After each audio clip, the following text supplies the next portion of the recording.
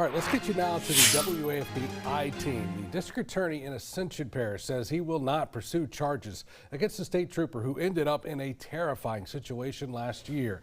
This comes after an extensive review of the case. Our chief investigator, Chris Nakamoto, is here with us. Chris, good evening. You've got the final report and the details from the district attorney on exactly how he made this decision. Good evening, Greg. That's exactly right. District Attorney Babin says their review was extensive and a decision was made after a careful look at all the evidence, which showed the trooper did everything he could that night, even rendering aid to the man who had just been shot. We reviewed everything in great detail, and we've decided not to pursue any charges against the officer. It's in the wee morning hours of September 30th, 2025, and a trooper has just initiated a traffic stop on Highway 431 near Dab Lane. After this SUV was driving with a burned-out taillight, State Police said in their video the driver, identified as Brandon Nicholas, was slow to stop and slow to exit his vehicle. Dash camera video analyzed by the I-Team shows it took 38 seconds for him to stop after lights were activated. Another 30 seconds went by after the driver was asked to get out. Hey, come on over here for me, man. Outside, my phone dropped. You good? Let's get over here. We ain't in the road.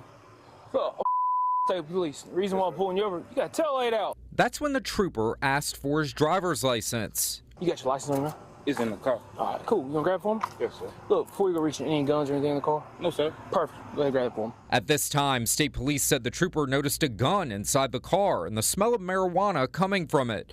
That's when the trooper said he was being detained. Right now, you're just being detained, okay? Stop! Get the off! The I-Team counted at least 9 rounds being fired by the trooper into the vehicle that Nicholas was driving away.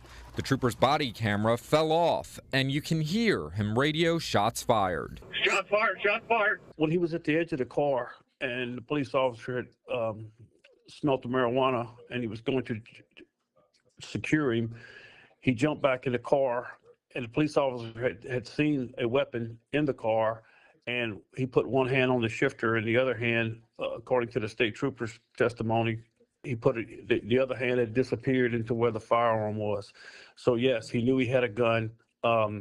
He put his hand toward the gun to grab the gun, and that's when the state trooper defended himself. New tonight is this lengthy report on the incident that details the events of that night. When the state police sergeant asked if Brandon Nicholas had any weapons, Nicholas said no.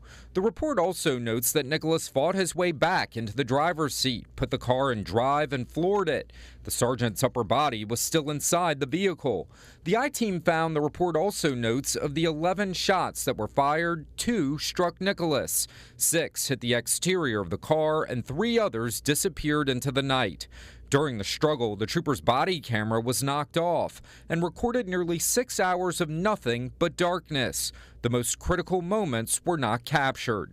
Once the shooting happened, the report notes the trooper rendered aid in an attempt to save the suspect's life. I'm dead like that. Shot? Why did you pull your That's gun? it. Why did you shoot? Why didn't you use your That's taser? no reason for you to do that. Why didn't you use your taser? The family telling us last year they were in disbelief that their loved one was dead, even though state police were quick to clear their trooper, saying he acted objectively, reasonable, and within the confines of state law. Tonight, District Attorney Babin says it took 6 months to render this decision from his office because a thorough review was made in every aspect of this case. There's no evidence here to proceed for a grand jury or any kind of criminal prosecution. Now, autopsy reports in that final report indicate Nicholas had meth and other drugs in his system. The gun that was found in his car was reported stolen. For the WAFB team, I'm Chris Nakamoto. Greg. All right, Chris, many thanks. A major